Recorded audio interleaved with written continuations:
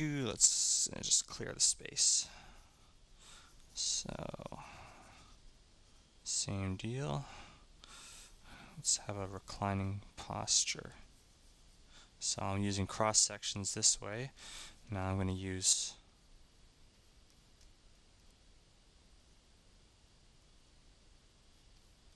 I guess you can call them the flowing lines, because these lines, they do pass through a flow in space. Some more flowing lines. Now some cross contour over the legs. So just to remind you guys, the cross contour is any lines that go over the cross section of your form. These are our donut lines. And then you've got the flow lines, and the flow lines, these are the ones that go through space. They go away, they go towards, they go into space, they go out of space. So use both. Use both. So I'm cross-sectioning, now I'm flowing forward, bringing the arms forward, steer the lines forward, cross-section them. You know, this is, I'm going to cross-section those, and I'll adjust my brush size depending on, well, if I feel that everything's blotting and I can't get the sense of cross-sectioning, then obviously my brush is too big. But once I've got that, you know, once I've done that gesture, I can go and I can fill in, I can cut out and adjust this silhouette.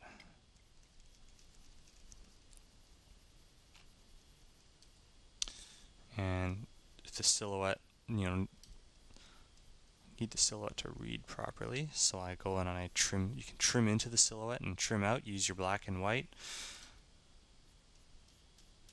Everything's so much easier when it's all on a Wiimote. I got the Wiimote handling things like, you know, painting. If I double click the little trigger on it, I can erase. I can start erasing. So I can double tap the trigger and it starts erasing. If I let go of it, it puts me back to painting. You know, it's really handy if you know how to program. I use a programming language called GlovePy. Carl Kenner makes it, and you can look it up on Google. And GlovePy stands for, well, glove because it was originally meant for power gloves, and programmable input emulator.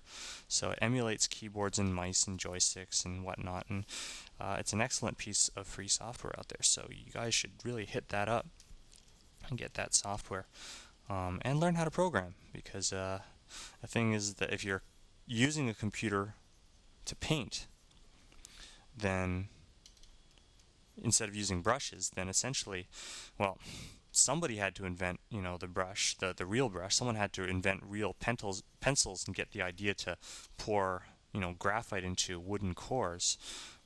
So if your digital medium is, if you're working in a digital medium, well, then you still have to, the only way you can make your own pencils and make your own tools is if you program them. So all of you guys out there who say, hey, I'm artists, I'm not a programmer, or programmers aren't artists, well, you know what? It helps to be both. So now I can go and I can throw in my direct lighting. I've got myself a proper silhouette. I'm going to light. Let's light that, and I'll light that, and I'll light that. Got some direct lighting. I'm going to directly light this thing all the way, and as long as I've got this long leg up here, it's going to cast a shadow. Right. I'm going to cast a shadow. In fact, this leg as well is going to, as long as we're on the floor, it's going to cast a shadow as well. So I'm going to extend that outwards, because all this is from cast shadow.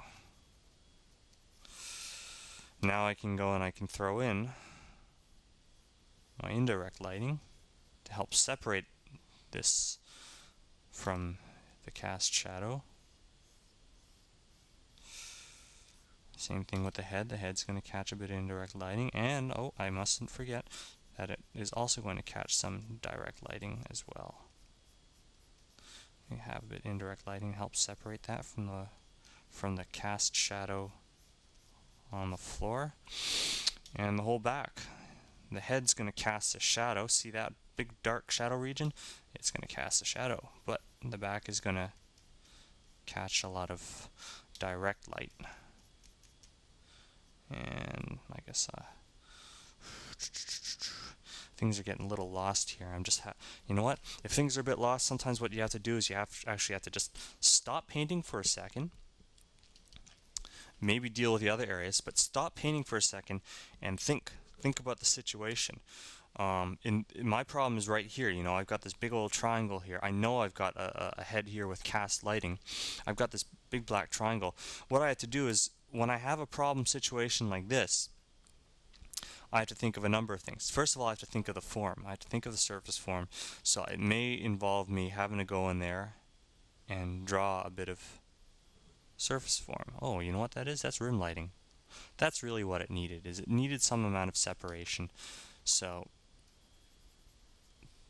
but it still feels a bit lost. I have to think again, how does this head join to the back? You know, the head might be casting a shadow, but that's what it is. It's at the neck where it narrows. There, okay.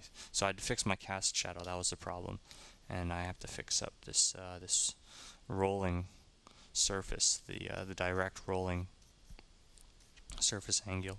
Because as the surface angles away from the light, it's going to cause a gradient transition. Good. I gotta roll that light over. You know, roll that ankle light over. Same thing here. I think I gotta have a bit of that direct light here. That's gotta be a lot brighter. And that bounce light's a little too strong. Same thing up here. I don't have any direct lighting. And actually, whenever you're putting in indirect lighting, what you have to do is you have to look. I got to deal with this black patch right here. Are there any white areas? Are there any white lit areas around that are going to cast light in this? And if I look around the neighborhood, I can see that the floor is going to be contributing a lot of white light. I can see that the back is going to contribute a lot of white light. So I can light this according to, you know, the lighting situation. If an area is enclosed, then, you know, it's not going to be receiving very much light because its access has been cut off by the surrounding surfaces, surrounding unlit surfaces. So